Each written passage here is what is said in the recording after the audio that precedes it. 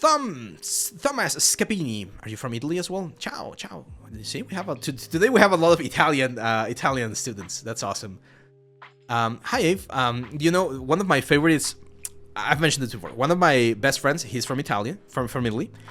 He lives. Well, his parents live literally across the street. And one of the dishes that his mom cooked were gnocchi.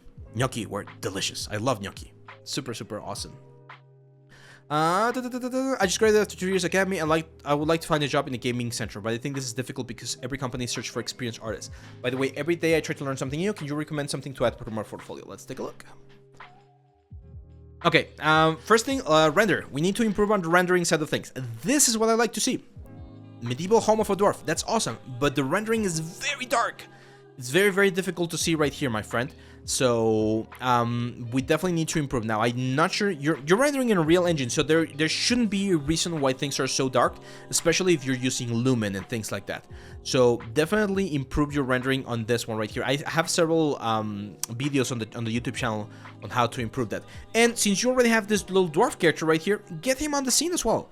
Have him sit down on one of the benches or something and work there. There's definitely things that we can improve on some of the anatomy.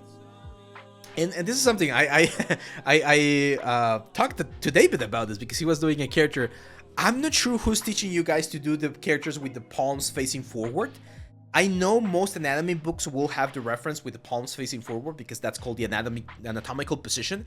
But we normally do the characters with the hands facing inwards because that's a more common position. How many times in a day are you like placing your hands forward? Not a lot, but most of the times your hands are going to be to the side.